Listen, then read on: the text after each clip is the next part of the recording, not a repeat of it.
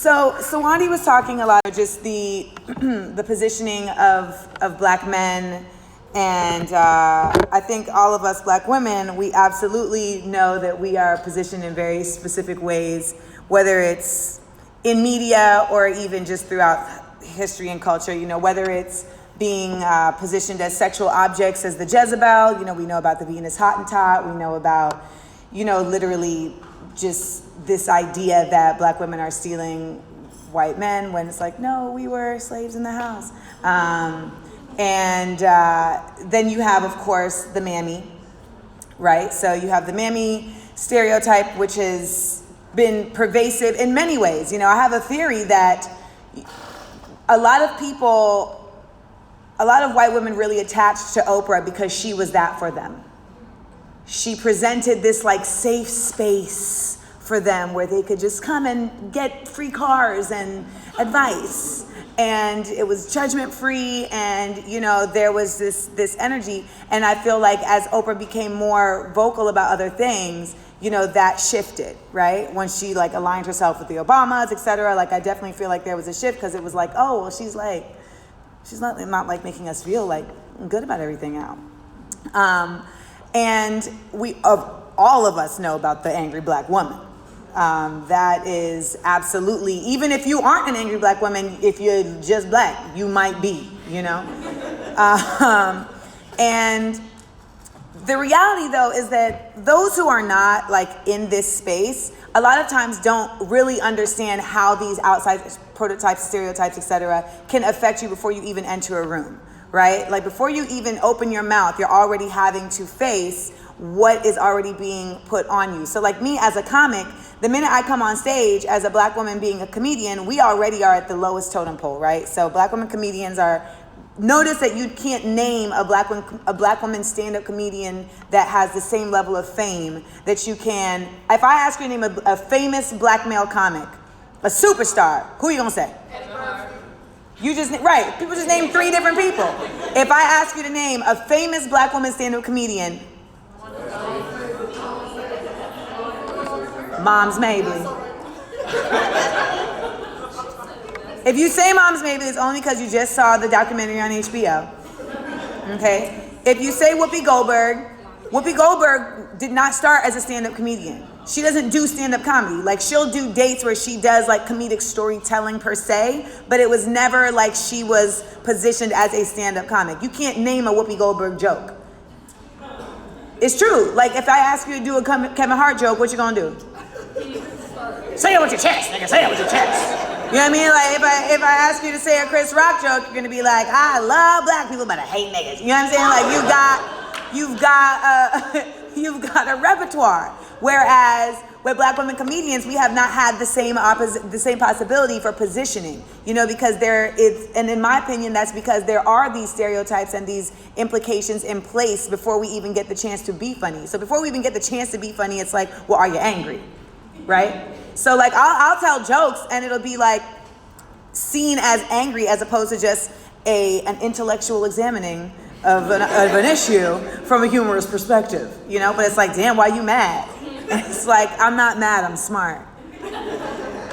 That's the thing. That's the thing.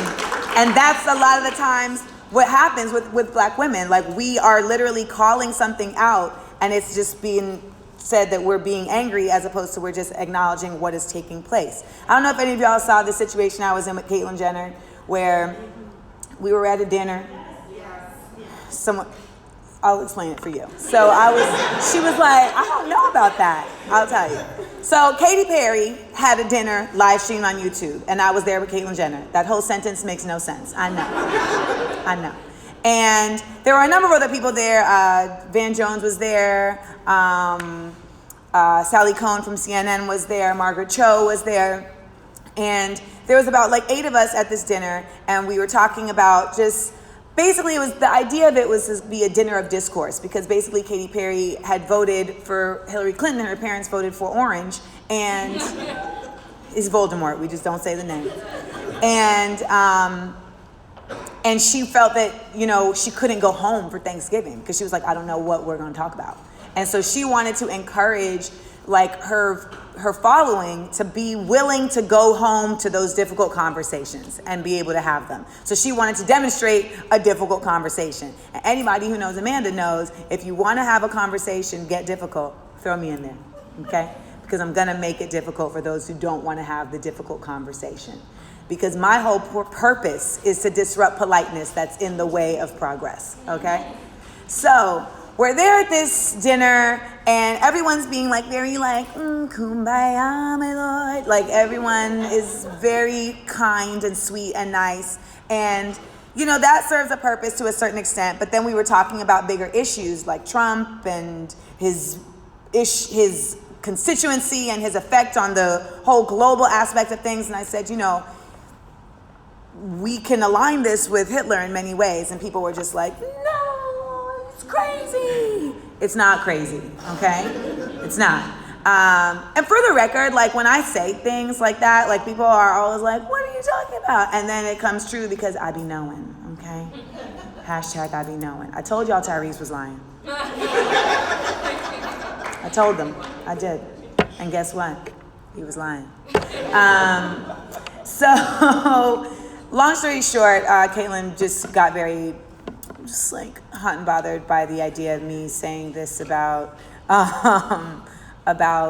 her dude, and she said I was being hostile. And I said, I'm not hostile, I'm passionate. And it is very easy for you to say the things that you're saying. And she was like, well, what am I saying? I'm just saying that I love America and that America is a wonderful place and I'm just so happy to be here. And I was like, well, yeah, you can say that in a way that I can't, because this country has shown up for you in a different way than it has for Black women and for Black people. And, you know, just in even acknowledging the way this government has been in the lives of Black people from inception in this country is something that a lot of people who are not of color cannot conceptualize. You know, like I work with white folks who are just now realizing like, oh my God, we are ridiculous. Like, and I always say there's two kinds of white people. There's people who are white and there's people who happen to be white. So there's white people who define their character, their positioning, like who, even if it's just a morsel, they're just like, my whiteness is defining for me. And there's people who are like, no, I just happen to be white, but I understand what that means in this greater society of things, right? Now the difference is for Black people, because I know there's somebody that's like, well, Black people do that. It's not equitable. There is a double standard, okay? Slavery. We can never forget that, all right? So with Black people, the difference is that whiteness is not a culture. Blackness has had to become a culture in America, all right? Because it's a subset of another existence. We have our own anthem. White people in the room, did you know that there's a Negro national anthem? I'm looking at you, Hannah. Did you know there's a Negro national anthem? Negro, by the way, is the one N-word that white people can't say. You can't say Negro. There is a Negro national anthem. Did you know, Matt? There's a Negro national anthem. There is. If I started to sing it right now, watch what happens. Lift every voice. We all know it. She stood up.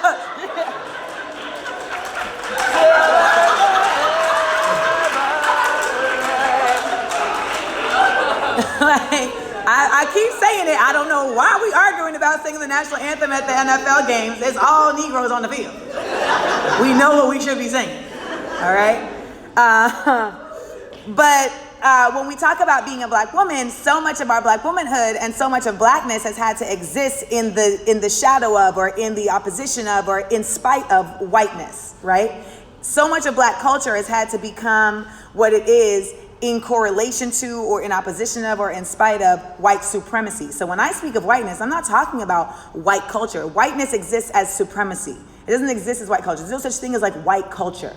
You know, like apple pies ain't white culture, okay? Like line dancing is country music. That might be the closest thing to white culture, all right? And even that was some Black shit. So I say all that to say that when it comes to Black womanhood per se, we are still, as Sawandi was talking about in terms of Black men, like we are still having to define our existence against these other images. And as somebody who's in Hollywood, I know you were talking a lot about that, like it's the same scenario where you walk into a room and you're like, who wrote this?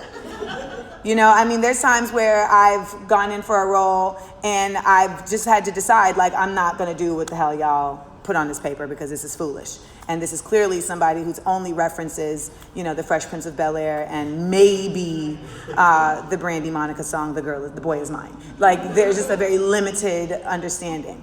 So when we talk about why black men and black women are, because that's what I understood a lot of the context of this conversation to be about, how those two worlds get back together. We have to understand that there has been a pervasive movement to divide not just black women and black men, but black people the world over. It's not just an American thing, and it's not just a British thing. The French was doing that everywhere they went. The Belgians were doing that everywhere they went. And it's not like this was something that was happening like years ago. It's happening now. It's happening now. And then what happens in America that I've seen with us is that we then take it on and we carry it forward. When we talk about light skin, dark skin, that's us carrying it forward. Because at the end of the day, this light skin, dark skin fuck shit is really not for us to internalize. It's for us to acknowledge as, oh no, we're not gonna do that. You know, when I see like dark skinned women angry at light skinned women and light skinned women angry at dark skinned women about each other, talking about each other, I'm like, you know, we're on the same team, right?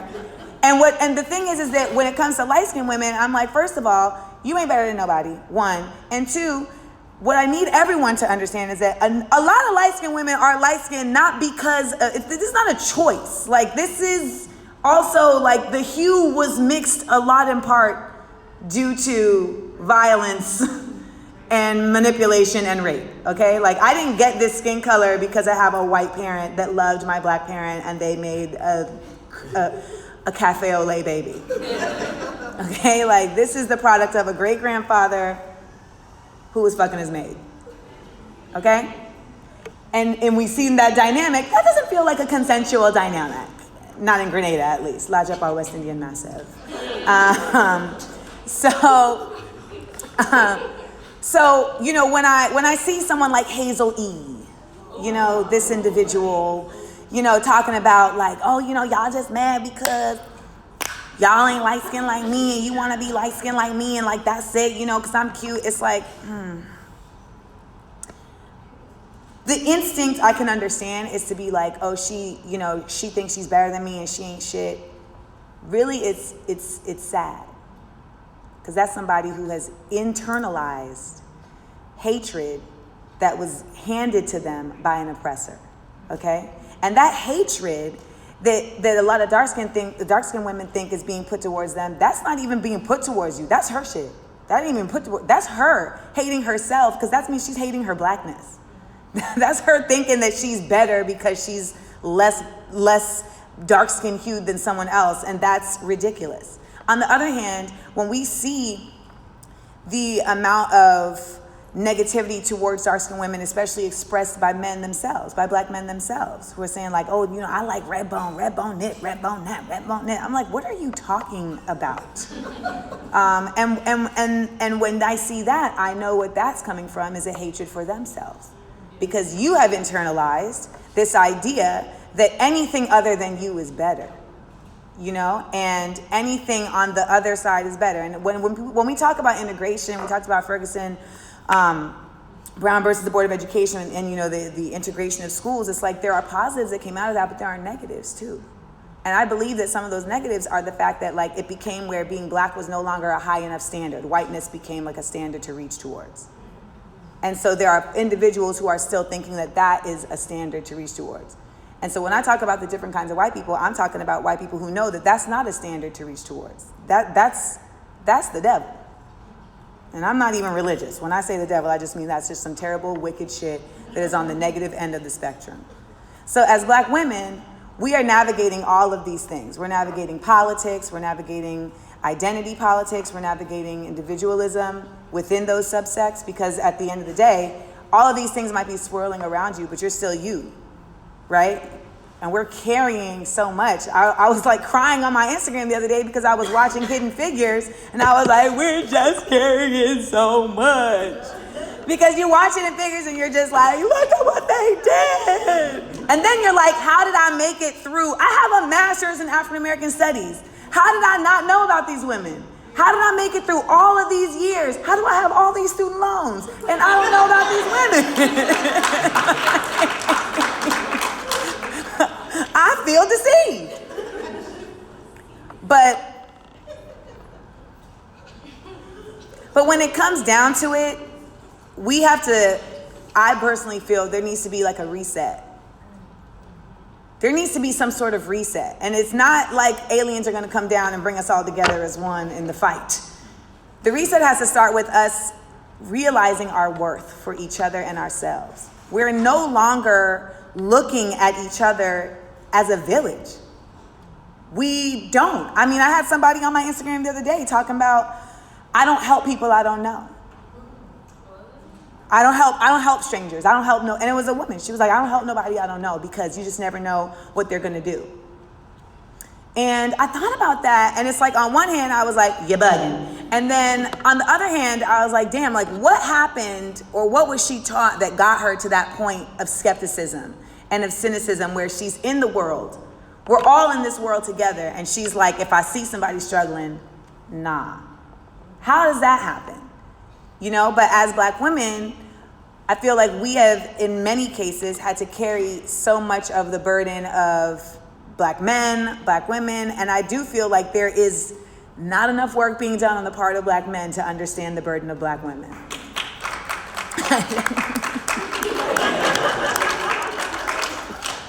And you should know that Black women are constantly trying to understand the burden of Black men. Constantly.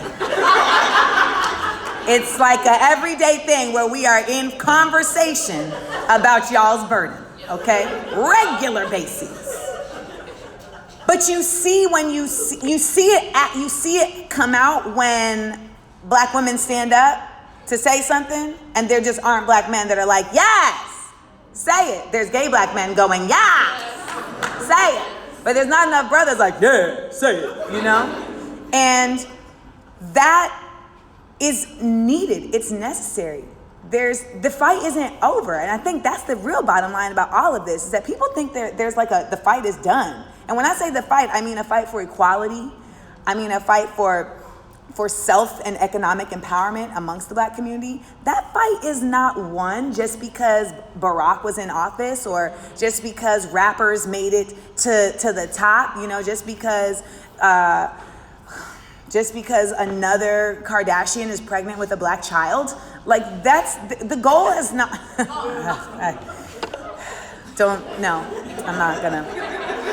I'm not gonna do it. I'll bet you they don't know the Negro National Anthem. Not a one. And so it's imperative that we not only look at how we got here, but how we're going to continue moving forward. And I think there's not enough work in that department. I think that when we look at how we got here and we look at the ways that politics and that government agencies and that, like the FBI, et cetera, have managed to create a divide between the Black community, whether it's Black men and Black women, when we don't acknowledge that, we find ourselves just like not understanding of how to get a solution. If you don't know how the problem got there, then it's hard to define the solution. And that's what I think is really the key to all of this, is educating ourselves about ourselves and each other. And that has to happen. That has to happen as an exchange. She was loud, right? Was it just me? But that has to happen. That's why I like the fact that you all are having this program, right? Because that's the whole point of it, for there to be an exchange. And she did make a point that there aren't as many brothers in here as there are as women.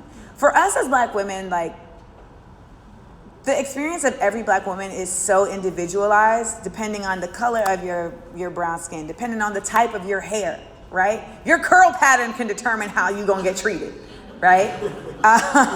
It's true, depending on the way you speak.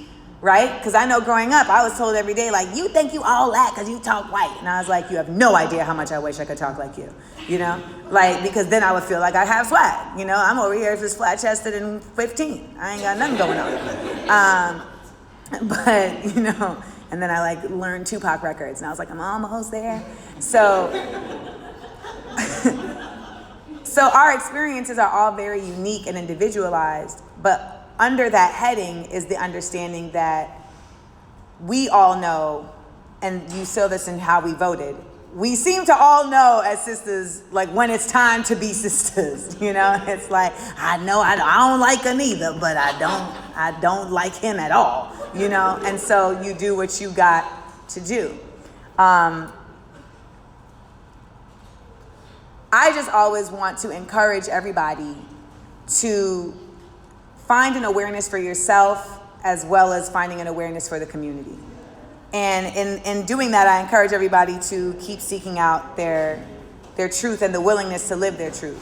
When I was at that Caitlyn Jenner dinner, the reason why it went viral was because I was willing to keep it 100 in a situation that wasn't typically considered like a safe situation, right? Because you might say, can we close that door or something? Thank you. Yep, that makes sense. I'm like, can we close the door? They're like, it doesn't matter. Hello. I really thought I was solving some issues though, right? Can we close the door or something? But that's the situation a lot of black women are in on a regular basis, right? This feeling of like, I don't want to ruffle a feather because, you know, we already got this angry black woman thing going on. When I worked at Sirius Satellite Radio, my black man boss sat me down one day and told me, you need to smile more around the office. I was 21, fresh out of college, and I was like, I'm sorry, what? And he was like, you need to smile more around the office. You're scaring people. Well, I didn't bring my cutlass to work, so I don't know what you mean. And he was like, you know, you need to make people feel more welcome because you're coming off like you're angry, like you're an angry black woman. And I was like, but I am. I am an angry black woman. I'm 21, and I just found out a world of shit about the way this whole thing works. And I'm mad about it. And you know, I always say, like, once you arm knowledge with passion, you're gonna get rage, you know? And then it becomes like, how do you filter that? How do you get that to work for you? How do you make that not work against you? And that's the work that a lot of you all in this room are gonna start doing as you move forward, because once you have that information, you can't unlearn it. That's why they say ignorance is bliss. Because, you know, you're like, I'm fine, I don't need to know about anything. If you're a black woman and you're learning about all this stuff, you are now carrying with you more and more. You're like, damn, I already had enough as it was, just existing. And so that's the thing that I feel like a lot of brothers don't understand, is that we are carrying multiple burdens that it doesn't seem like we're sharing with brothers. And it's not to say that people can't date outside. Do whatever you do. Love is love. But when it comes to community, there's a certain support system that has to happen within community that isn't necessarily based on romance, but simply just based on upward movement and upliftment. And when it's time to do that, you got to show up for each other, you know? And I want to see that happen in bigger ways. And I want to see that happen in romance as well. Like, I want to see black men who are dating black women treat them with the same respect that they treat these other chicks. Because it's not happening if we're keeping it 100. It's not. There absolutely is this idea of like, oh, like I don't, you know, it's a sister, so I don't really gotta go all out because we fam, right? You know it. And, you know, then you'll have the hotaps who are like, queen, my queen, let me take your shoes and put you in the kitchen. And that ain't really helpful either. But I do believe that as black women, we have advanced. We are in a new world. We're in a new space that a lot of brothers and a lot of men in general just have not adjusted to. We have independence in a new way that we never had. We have sexual freedom in a way that we haven't had. We are taking our confidence and taking our rights and taking our paths. We're no longer just waiting for them to be given. You know, I'm proud to be on a show that's carving its own way on Insecure. You know, I'm proud to see women like Lena Dunham and women like DeWanda Wise on She's Gotta Have It, and you know, women like Aisha Hines playing Harriet Tubman on Underground. You know, all of these are women that I see on a regular basis that I'm very proud to be a part of a movement in Hollywood, you know, creating a canon of work with. And we're doing that because we want to create more spaces to tell stories of women like you. And to also acknowledge that these stories need to be heard by people who are not black women, but by white men and white women and everybody. Because the problem is that only certain stories are being told, and that's why only certain experiences are being addressed. And black women's stories have not gotten a chance to be told, and so that's why when I stand up here and I come to these different schools, I encourage all of you all to be a part of telling your own story and telling your own truth in whatever space you're in, whether it's at a dinner table, whether it's as an editor, whether it's being a part of the NAACP, or whether it's simply just being in the workplace and not letting them touch your hair, and finding a way to make that clear without getting fired. Because there's always the opportunity that could happen. I was fired from my hair from Heartland Brewery. I had an afro. I was working at Heartland Brewery in Times Square, and they were like, your hair is a problem. And I was like, I'm a hostess. I'm not making salads. So why can't I wear this afro? And they were like, it's just, what is this?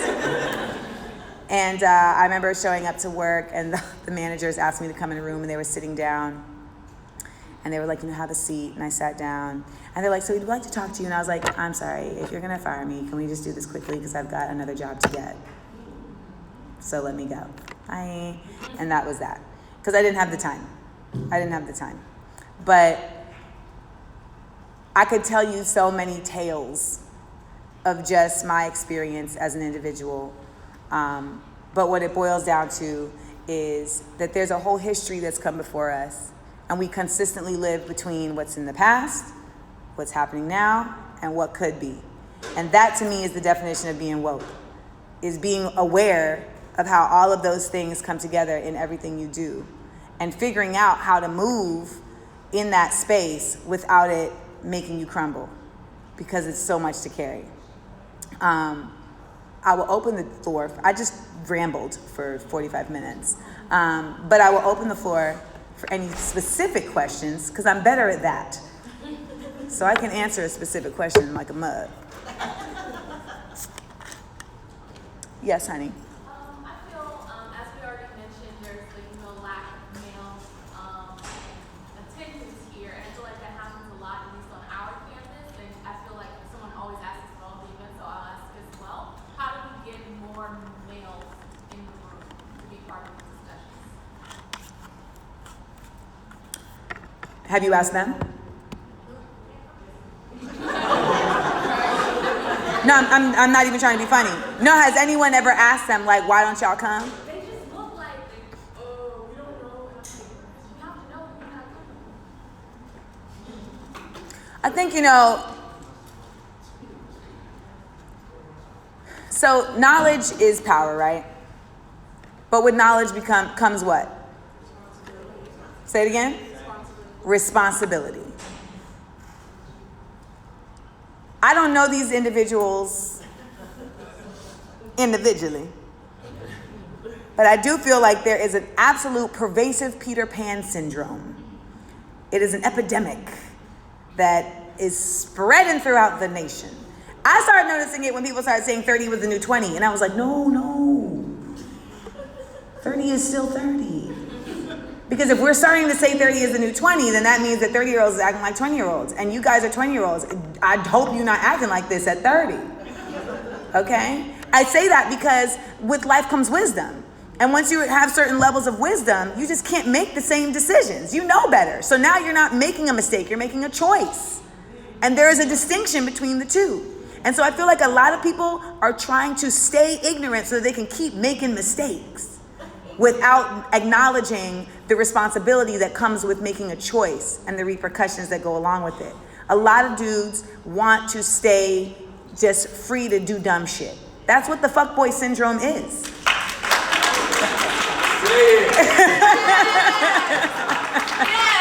That's what that is. It's just willful ignorance. It's willful ignorance. That's what it is. We're not gonna have a revolution with a generation of fuckboys, I'm gonna tell you that. I'm gonna tell you that. So they need to wake up because it's coming for them first. And you know who's gonna clean it up? Us. Every time. Don't ever get it twisted that Martin Luther King was the only one up there. Don't. You know? And don't ever get it twisted that Martin Luther King was the leader. It was the SNCC. It was the students that were pushing the movement. It's y'all. I'm old compared to y'all. Listen, I'm 36. Like, I'm going to be the one that's like, yeah, come on, babies. You know, it's really y'all. And so we need them to come because we need them to know that they need to be empowered. And I think that that's really where the disconnect is coming from, is that empowering yourself with information is not about now you have responsibility and obligation. It's that now you have empowerment and you have tools to advance. And it's like, why don't you want to arm yourself with tools to advance? And that's what we need to try and get across to the brothers, to get them to come to things like, come and arm yourself, man. Like, that's let's get lifted. I think that's also interesting because, like, this is where all the broads are. So why aren't you here? Why aren't you here? Like, that's always what shocks me. I'm like, all the girls gonna be there. So, like, all the flavors, you know? We got naturals in here, we got brains, we got presses, we got buns, we got all flavors, okay? Like, there's all the gals is here. Head wraps and glasses, all the flavors. But that's what team building is, you know what I'm saying? And I just would like to see that more. So I hope, and maybe if you throw in that there's gonna be food, that always, just get wings. For every program, just say there's gonna be wings. That's really how you get brothers somewhere. There's gonna be wings. What? Lemon pepper? And they'll come through. They'll come through. I've actually tested that out, and it's true. But I hope that you all get to see more of that, just because, like I said, like it's a nation building that has to happen, and I hope to see other people that are not Black in these spaces too, you know, and come in to listen and hear and understand and be like, oh, okay, that's a different perspective that I didn't have access to, and now that I do have access to that perspective, I can make better decisions about how I interact in those spaces and outside of those spaces. Because for the white people in the room, you have to be in white spaces relaying these messages. Like, that's your responsibility. You have to be in white spaces talking to white people who don't get it and telling them why they don't get it. Because when we go in those spaces, we're already, like I started this talk, I said, we walk in those spaces, we already are having to speak through layers of walls that have been created by generations and by people that had nothing to do with us. But when you walk in that space, you get a blank slate. You get a white slate. And you get a chance to, like, say things without having to climb over the wall first. And that's incredibly important for any change to happen. Yes, ma'am. But at the same time, like, I find myself as a predicament where I want to make sure that I am also making it a point to not raise my voice any louder than anyone else. I know that it's not my place. This is not my fight to be fighting, but to be there to help bring forward. That's why I said when you're in white spaces. When you're in white spaces, raise your fucking voice. When you're here, chill. It's true. Yeah, just take it in. You know what I mean? It's true. And it's like people are like, no, that's racist. It's like, no, that's real. Like, that's what it is. Like, we didn't just show up here. This shit doesn't happen in a vacuum. Okay, like, there is double standards. There is a reason why Black people have to have safe spaces to speak about Black things and to tell Black jokes and to talk about their experiences without feeling like they're going to offend white people. You know, like, that's the thing. That's what white tears is. It's like, I cannot carry the burden of my own experience and your feelings. That's not my responsibility, because your feelings are not at any way related to my experience. Your feelings are the guilt of me having to have this experience. And I shouldn't have to shoulder your guilt. You know, I just shouldn't. So, does that answer your question? Okay. Someone else, was there any other question? Oh, she stood up. She's leaving. Got it. She's like, and I'm out.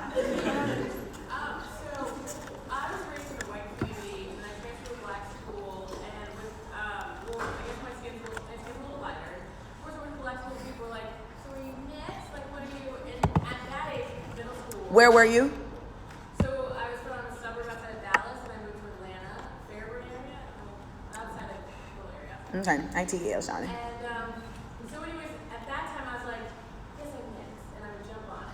Why? Well, Are you mixed? no. Do you have two parents that are black? My parents are black.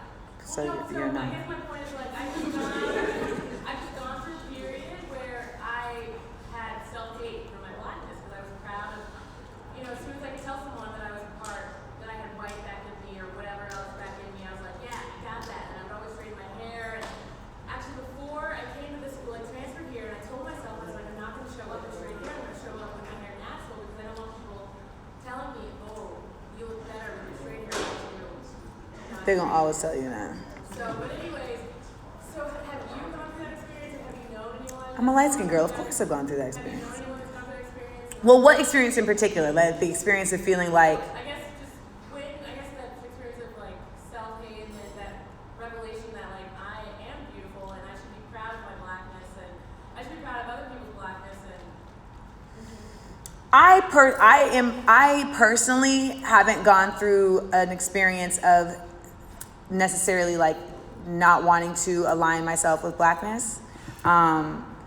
Like my mom was always just about it, rowdy. And I always reveled in the fact that I had that uniqueness because I was around all the white girls. Sarah with an H, Sarah with an A, Lindsay with an AY, Lindsay with an EY, Lindsay with an IE, Ashley H, Ashley C, Tiffany with an AY, Tiffany, all of them. Madison, Hannah, all the white girls. And they would tell me things like, Amanda, you're like black, but not like black. You know what I mean?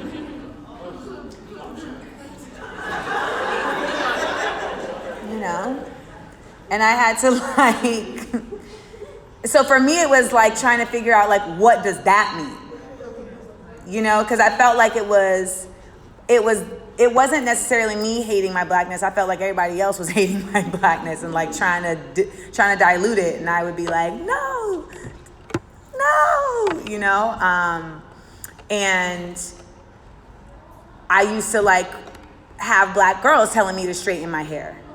So when I went to play the role of Tiffany on Insecure, I was like, oh, I know this girl because she was telling me to straighten my hair and now I'm her on a show.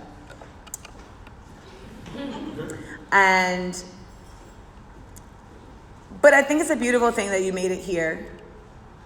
The beauty of college is that you get to chart your course. You get to come here, you're out of the house, and you're able to like say, okay, this is how I want to define myself in the world. And that's going to change as well. At some point you might just be like, you know what, I'm just baldying it up. Or you're like, I'm going to do these braids. For what it's worth though, it's a constant journey of self-exploration.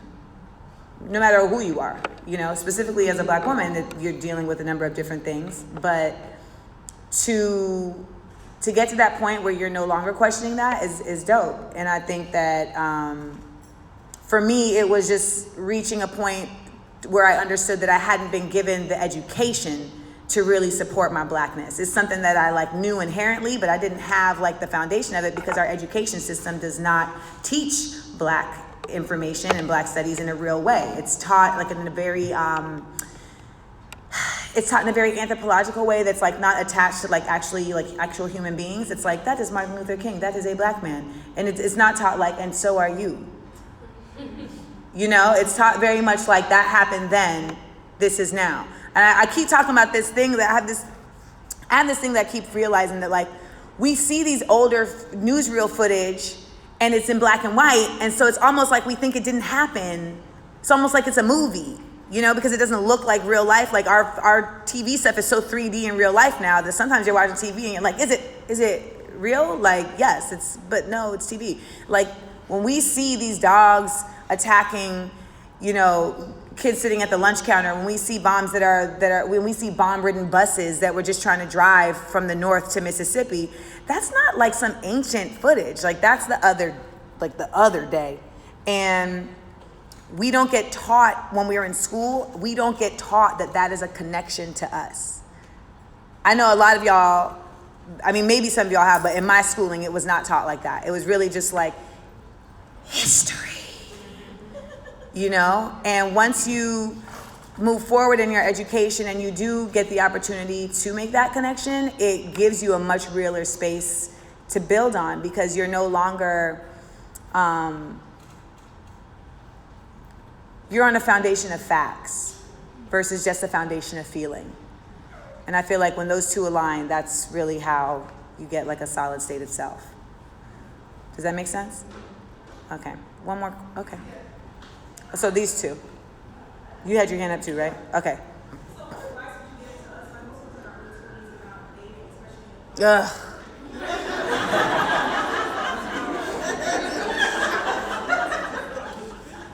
especially. Finish the question, I'm sorry. I felt that in my soul. The question was, what advice would you give to us in our 20s about dating? Don't. I'll say this. I feel so strongly about this because I recently went to a school where literally a young woman got up on the mic and she was like, what even is a date? And she wasn't trying to be funny, but she was like, at this point, I feel like I don't really know because these dudes don't know. And what I thought was a date, I keep being told is not a date. And so I just started doing a monthly column for InStyle magazine. And it's called Amanda Land. And you ready? And the first column is about that young woman saying that. And I was like, you know what? Let's just do a refresher on what a date is. Because we seem to have forgotten. Because at the same time, I was looking at her like, oh my God, poor little honey, don't know what a date is. I was like, wait. Oh, do I? You know, because I'm 36 and I feel like we're going through the same thing. So, yes, that was a testify. She said, oh. Your head almost fell off. Oh, Lord. So I'll say this. One, we need to get a better handle on our worth. Okay? I think that we are absolutely still in this society where we are defining ourselves by having a man. And it's more than just by having a man, but it's by being loved by someone and feeling like we are loved by someone and feeling like we are liked by someone. And so when we don't have that, we think that we're less than. And, you know, a lot of people are fronting, by the way. So we in the quest to get that, I think that a lot of us diminish our worth and what we would like to have versus what is just out there to have.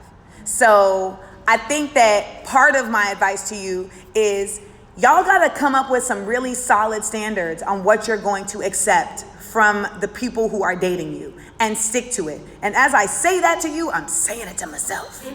Okay? Like, we have to really get solid on that. And then for the men in the room, you have to really get real with what you want. Stop going after women who want a real relationship if you don't want a real relationship. There are plenty. What was that, Red Vest? What was that?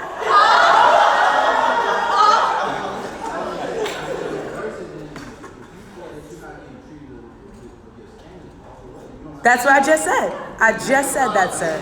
I just said that. But you know what? This is another case of victim blaming. If you feel like you're not getting treated right, walk away. I already said that. What I'm saying is treat right from the beginning. That's what I'm saying. So I'm saying, like, there has to be a strict standard that women have to stick to.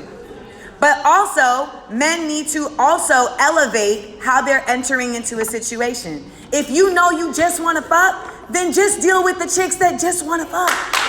There's plenty. And listen, some of the women who are here saying, I want to be in a relationship, they may want to be in a relationship, but they may not want to be in a real relationship with you. And so, go for it. But if we're not being honest and we're not being real and we're not exchanging, we're not gonna get anywhere.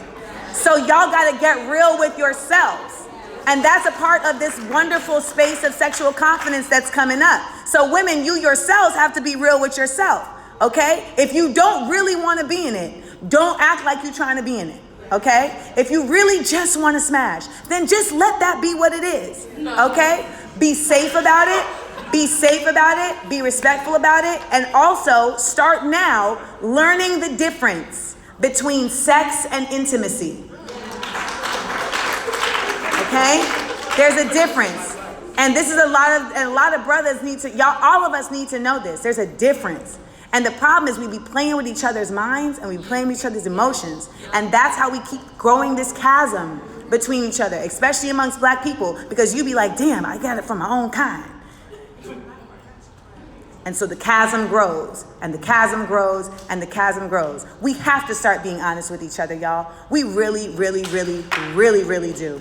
And being honest with ourselves and what we really can give. If you know that you are not able to give equitably, mentally, physically, and emotionally to somebody who can give that to you, don't start no shit. Won't be no shit. That's it. You got to know that about yourself. Because that's a real thing. Because you know what? It's the same thing like when you go to a job. You don't apply for a job that you know you can't do. Because you ain't trying to get fired. So you don't go into that space. You're like, nah, I ain't gonna try to apply for an astrophysicist job. I don't know how to do no astrophysicry. You got to look at women that same way. You got to look at this woman and be like, okay, we may hang out a couple times. You're going to get the lay of the land. And then you have to decide, like, can I really sign up for this or not? But don't keep going down the road and then arrive at like, you know what? I know I knew 3 months ago that I couldn't do this, but my ego wouldn't let me back out. And so now I'm going to just not talk to you anymore. But I'm going to still like your pictures on Instagram.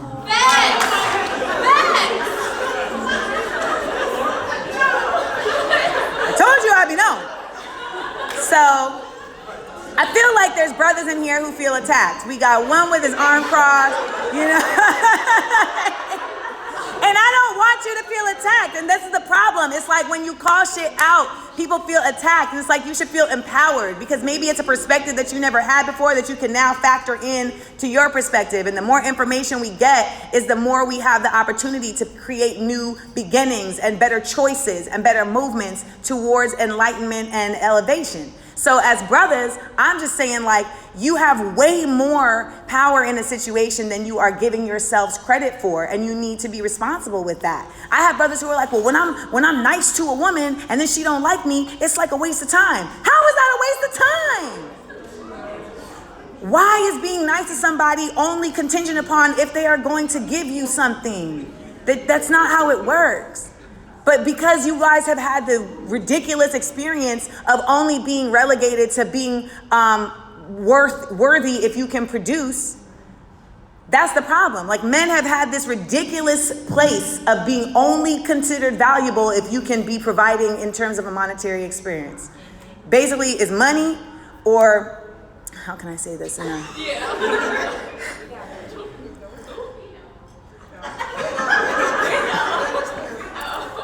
It's the dick, okay? That's what it is. That's what it is, okay? We're in college. Like, you guys are not children. So there is a child in the back, though, so I apologize. Okay. Little man said emoji. So, you're more than that. That's the thing I wish brothers would understand. Like, you're more than that. And so when women want more from you than that, I feel like a lot of brothers are like, but I've only been told that I only need to be this. And it's like, nah, you gotta be emotionally there. You gotta be physically and mentally there. It's not just about being money. And at this point in time, a lot of us don't need your money, dog. I don't need your money. I don't. I want your support. I want your companionship. I want your opinion on things. You know what I'm saying? Like, I want your partnership in fighting white supremacy. Like, I want your taste buds to let me know if this macaroni is good. Like, that's, like, I want an exchange. And so it's like brothers got to start looking at themselves differently and seeing that they are worthy in a vast array of a spectrum and not just like two main areas. Because then you have guys who are like, well, I don't got a job right now, so I'm not worth anything. And it's like, that's BS. Like, if you're working towards something, then that's worthy. Am I going to be with somebody sleeping on a mattress on the floor? No. But that's where I'm at in my life right now. Because I don't want to stop, drop, and roll to go to the bathroom. You understand what I'm saying? But that's where I'm at. And I'm 36, so I've done my time, okay? So, 3 bottom lines to a first date. 1, first date should not be at somebody's house. Shouldn't. Netflix and chill is not a first date. It's not. I hate Netflix and chill. Netflix and chill should only be relegated to if we already know that smashing is happening, okay? Like, it's you're on the agenda. That's what I call it. That's Netflix and chilling. And the reason I say that is because boundaries are incredibly important to giving somebody a chance to show you who they are for real. When you let somebody in your house, you are letting them into your space, into your comfort space. When you go into somebody else's house, you're going into their comfort space, and that inevitably is going to make you uncomfortable because you're going to feel like you have to go along with the situation. It's just what it is because you're in their safe space. And then if you've been raised right, you don't want to be rude. You know how many women have slept with somebody they don't like because they didn't want to be rude? That's a real thing. Some of y'all shook your heads like, yep, James. It's a real thing. Secondly, a first date should not be spontaneous, in my opinion. Shit happens, don't get me wrong. Of course, that's life. But in a perfect world, it's like, can you plan it? Can you let me know that you give a damn? Like, can you respect my time? And that like, hey, I may have stuff going on. It just shows somebody something when you say like, I would like to block out this amount of time with you because I'm blocking out this amount of time for myself to spend with you. It's just, it may seem like it is, what's the word I'm looking for? It may seem like it's frivolous, but it's not. It sends a message. And the grown women here are like, And 3, bye. And no problem. You stuck it out. And 3, a first date, for all intents and purposes, should not be about sex. If it happens, if you are very impressed, if they were able to like recite apartheid songs, and you were just like, oh my God, this is my husband. Like, that happens. But to set forth into that space with the idea of like, okay, I'm coming to do this. If you're looking for a real connection, that's just not a realistic way of getting it. There's always anomalies, always. But in general, setting yourself up to be objectified or to objectify somebody else is just not the best place to leapfrog from in order to get the prince and not the frog. You got me riled up. All right, we have one last question. My question has nothing to do with it. That's fine. So basically, I went to a predominantly white school as well, and so I expected the experience of being called an Oreo from white people, but then in the small black community that Oreo is from what? From black people.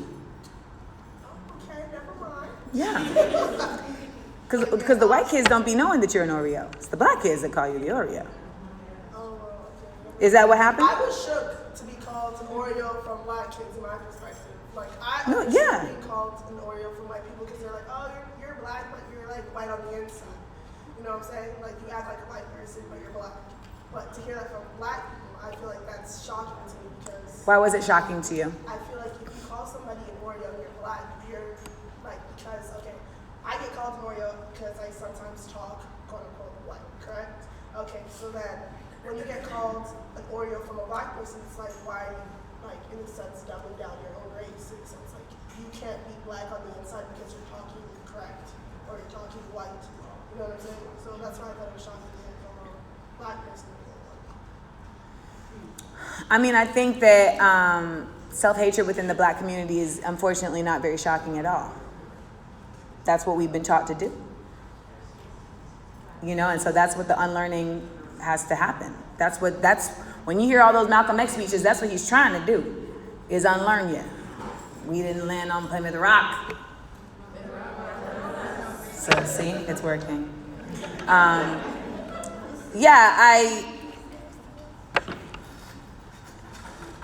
I got in trouble by Black Twitter because I said that if you're buying Jordans and Nike suits and you don't have a passport, you're losing.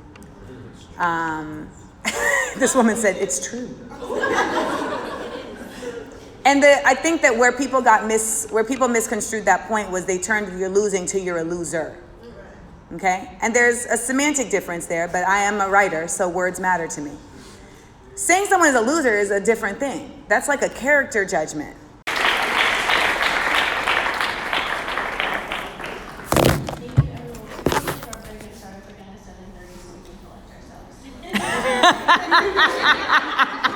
So we can collect ourselves.